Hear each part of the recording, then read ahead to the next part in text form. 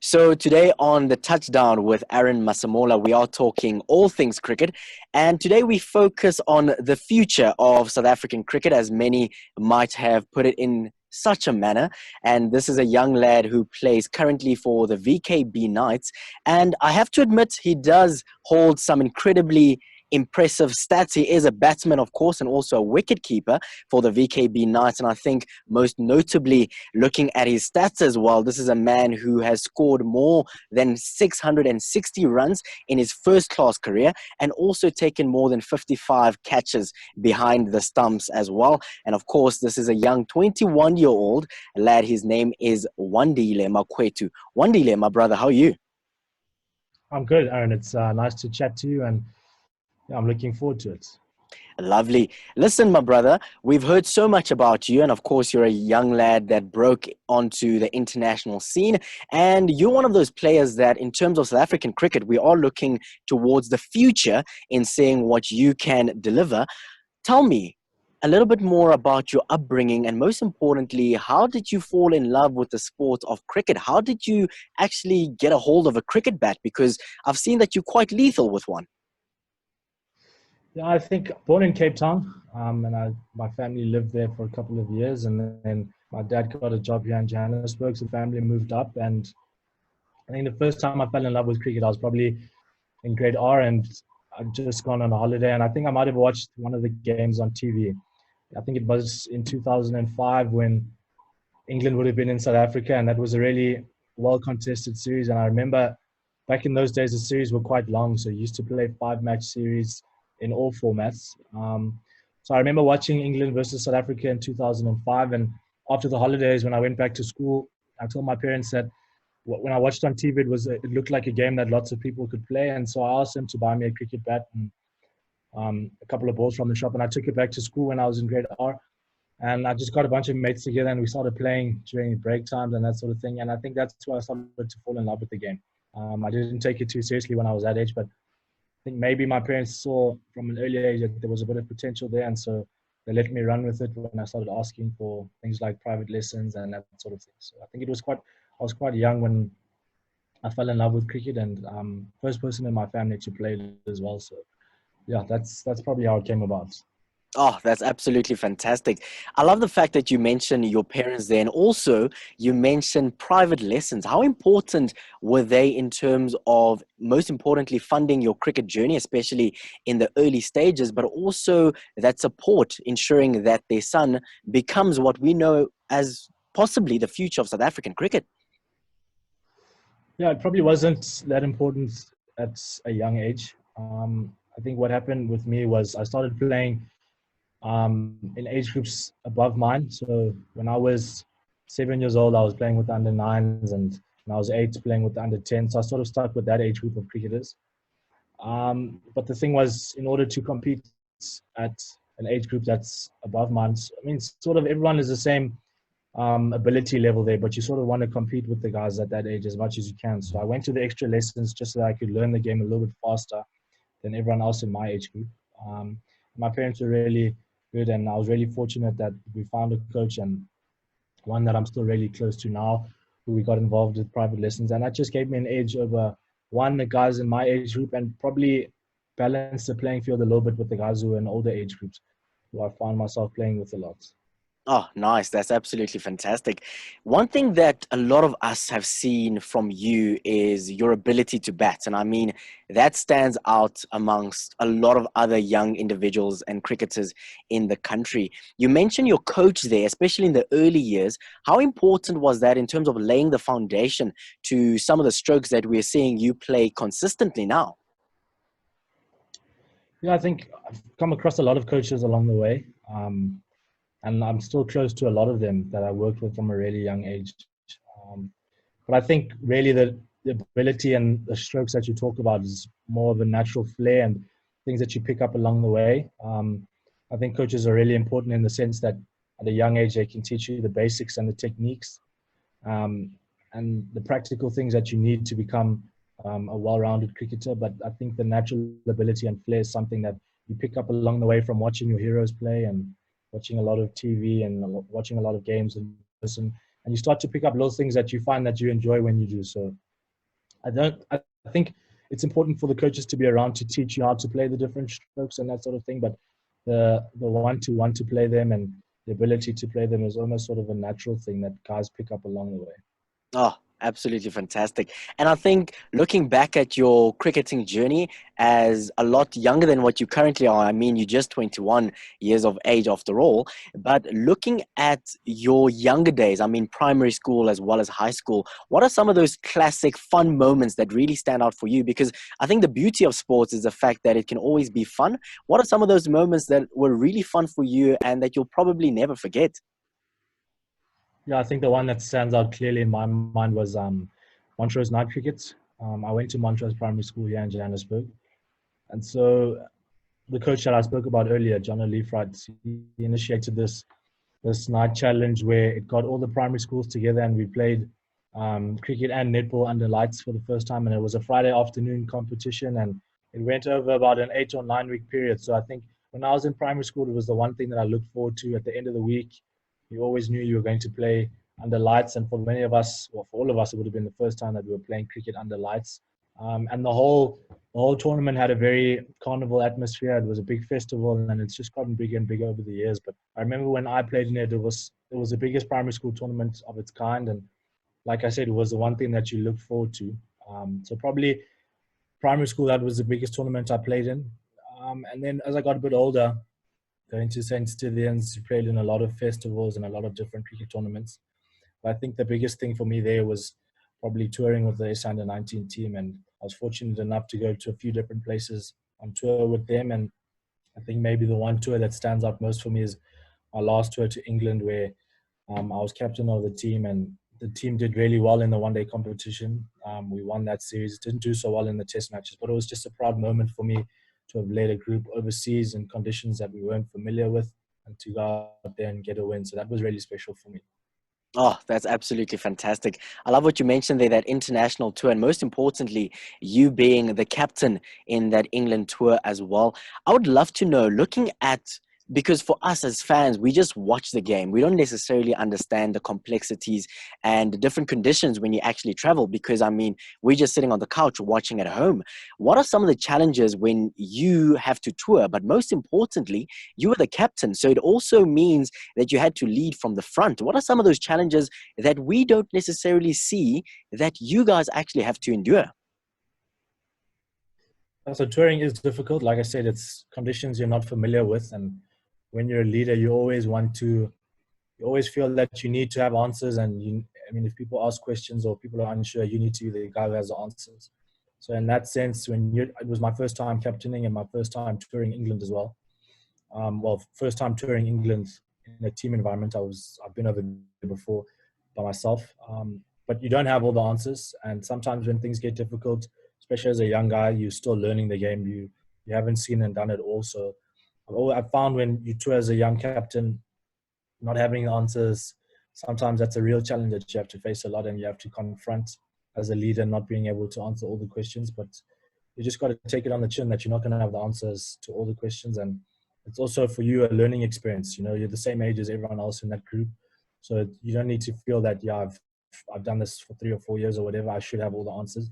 It's a bit different in the sense that everyone is the same age and a lot of us are doing this for the first time as well. So it's okay not to have all the answers. And that goes for players as well. When you're on tour, touring can become difficult when you have to travel between hotels a lot and you don't get out of the hotel a lot. And every time you leave the hotel, it's to go to practice and then you go back, and then for games and you go back. So there's small little challenges that people won't see away from the game of touring, but you learn to manage them. And the more you do it, the better you get at it.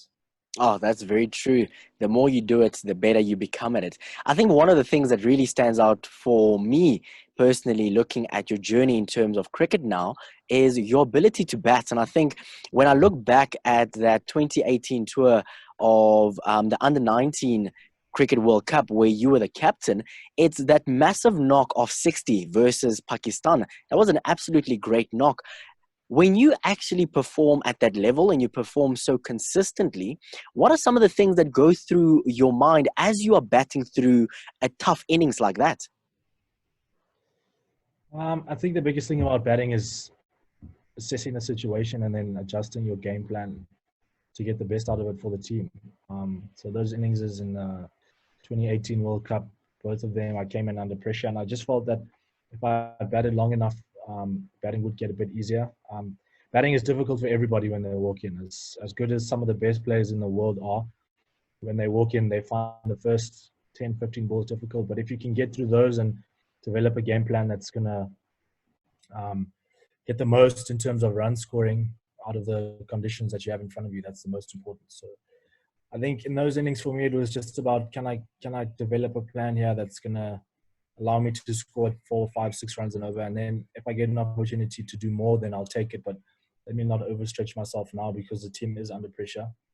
And there'll come a time when batting does get a little bit easier and run scoring is a bit more free flowing. So you just have to wait for those periods and recognize them. And when they come, take advantage of them.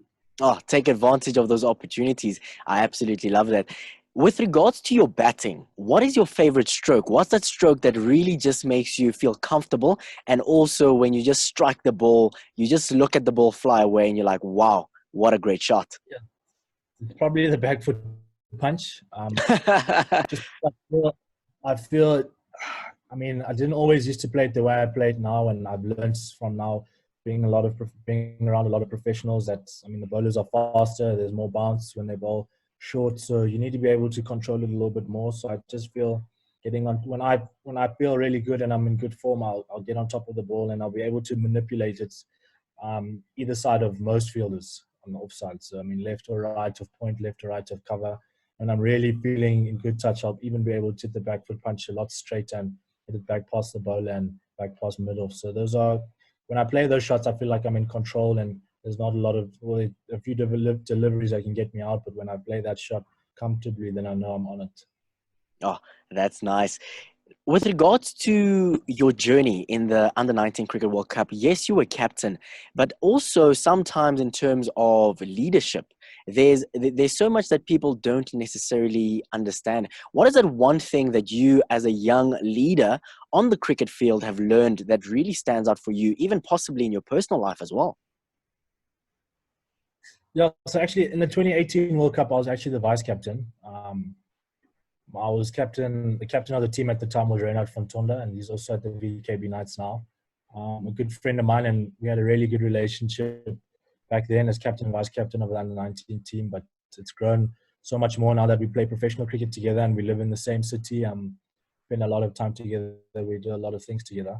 But I just think the biggest lesson I learned from being vice captain of that team was relationships with people, and sort of dynamics in a sports environment and in a sports team between the players, then between leadership in amongst the players, and then between the coaching staff. So I've learned a lot about the dynamics in relationships, and I've used that in my personal life as well, understanding how people from different walks of life, and that's what South Africa is. We've got a lot of different walks of life that will come together to make a sports team, understanding everyone and giving everybody the space to be themselves within the team, so that other people don't feel that they need to conform to one way that the team wants to operate. Everyone feels free enough that they can be who they are and express their views the way they want to express them. So just understanding people and respecting people's boundaries and that sort of thing. You learn a lot of that, especially when you're touring as a team, because you spend a lot of time together. You need to respect people, otherwise the tour can start to seem very long. So on those long tours away with the under-19 group, I felt that I started to understand people a little bit better, and I started to use that a bit more in my life now in professional cricket as well. Oh, that's absolutely amazing. I love those lessons as well.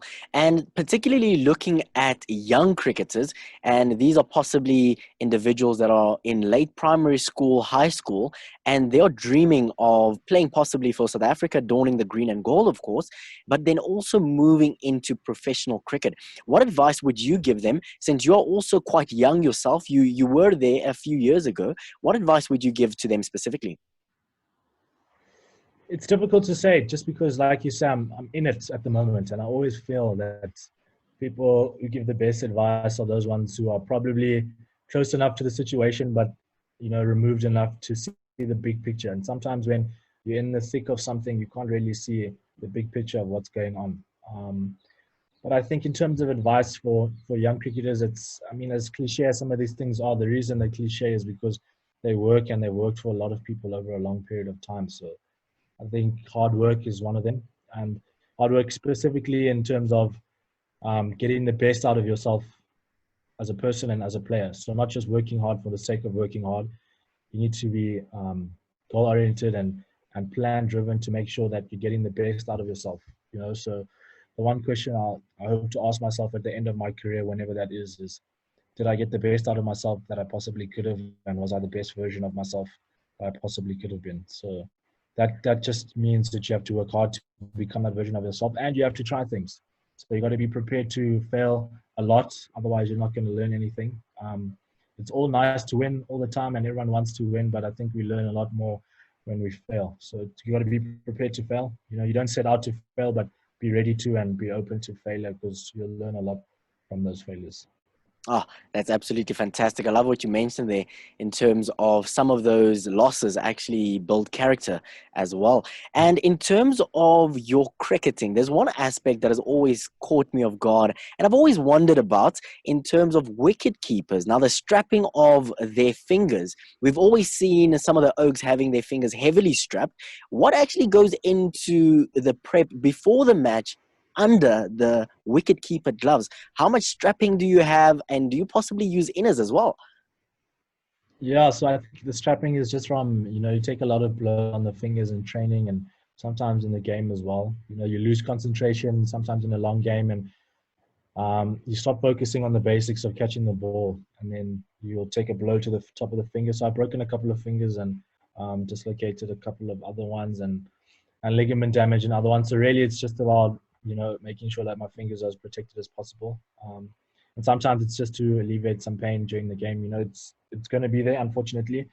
As painful as it might be, you need to get on with your job. And, you know, strapping before the game is just about sometimes alleviating pain and making sure if I do get hit again that it doesn't worsen the injury. So at the moment, if I had to play a game tomorrow, I'd probably strap both thumbs, both index fingers, and my pinky on my left hand. So it's probably half of my fingers that need to get strapped up. But it's just because I feel that I need to protect them as much as possible. These, at the end of the day, are the money makers. Yeah. So the only way to make a career out of this is to look after your body as much as possible. So that's what it's really about. Yeah, look after the body and make sure that you can continuously perform to the level that you are performing at. And of course, looking at the current situation with regards to the global pandemic, the COVID-19, we aren't playing any cricket at this point in time. But of course, now, as you've mentioned, this is a good time for us to do a lot of other things as well. How have you been using this lockdown period? Because you aren't playing any cricket, maybe you are doing some exercises, and you guys as a team are working on a few other things. How have you as an individual, but also as a team as a whole, used this lockdown in South Africa to actually ensure that you are ready for the start of the season when we can play cricket again? Yes, I think I'll probably speak from the team point of view first. It's still a long time till the season starts, when it's scheduled to start, if you take lockdown out of the question. But in terms of trying to make sure that we're ready as possible for when preseason starts, preseason, a lot of people think you'll just arrive and start training that day, but there's an element of being prepared for preseason as well. You don't want to start on the back foot, because then it'll take longer to get ready for the season. So I think guys will be making sure that they're training as much as possible and as much as they need to, so that when preseason starts, they're in a good enough condition that they can hit the ground running, as it were. So they're not sitting on their backsides and doing nothing. They're making sure that they're prepared in some sort of way for when the season starts. And I know our group I started speaking already about a lot of things. So I spoke about the mental performance side of things that we've started working on. The batting group has got a WhatsApp group going, and we started talking about plans and ideas about how we want to bat going forward in this season. So, I mean, the plans are in place, and I think the coaching staff is doing a really good job of keeping in contact with everyone and making sure that whenever the lockdown restrictions are lifted and that we're able to train together as a team, that we're ready to go from the minute we get that notification, so that we're not trying to catch up and start preparing once we can be. So we're ready, we're prepared, and when the time comes for us to get going, we'll be ready to go. And then from a personal point of view, I've enjoyed the time off. Like I said, done a lot of reading, and caught up on a lot of schoolwork. So I'm also studying part-time. So this free time during lockdown has given me a lot of time to catch up on schoolwork that I would have traditionally had to do during season. So the free time and, or I say free time, the spare time that I've got to get the work done has been a blessing, really, a blessing in disguise. And I've got a lot of work done. I'm preparing for exams now. So it'll give me a good chance to get a big chunk of my studies out of the way before cricket season comes around again. Oh, that's good to hear. A man that is well prepped and always ahead of the ball. I would like to know with regards to the team setup now. Now you talk about some of the prep that you guys have done even before the start of the preseason period. Of course, building into 2020, the big signing, of course, was Alan Donald as the coach for the VKB Knights.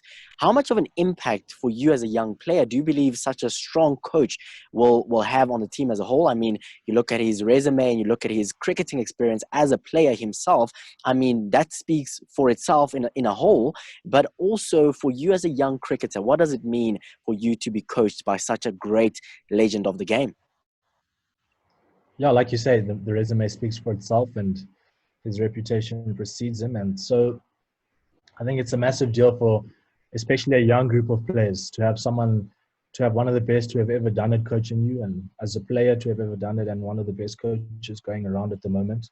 As a young player, that's a massive boost for you, because I feel there are a lot of guys who have ambitions of playing for the Proteas one day, and to have one of the guys that did it in his career and one of the guys who coached at that level in his coaching career, it's exciting because he knows what it's about. He knows what you need to do to get there. He'll know once you get there how to keep you there for as long as possible. So to have someone who's got that experience on his side and someone who's got that expertise is massive, especially for the young guys.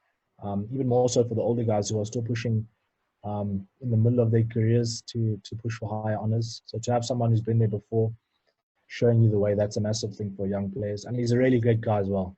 You know, we got a taste of what his coaching style is about towards the back end of last season. And I think I speak for all of the guys when I say we're really excited to work with him for a full season. And we've started to see, with all of his planning and all of his structures that he's put in place, we're starting to see what it's like to be working with a top level coach. And we're really excited for the challenge of next season.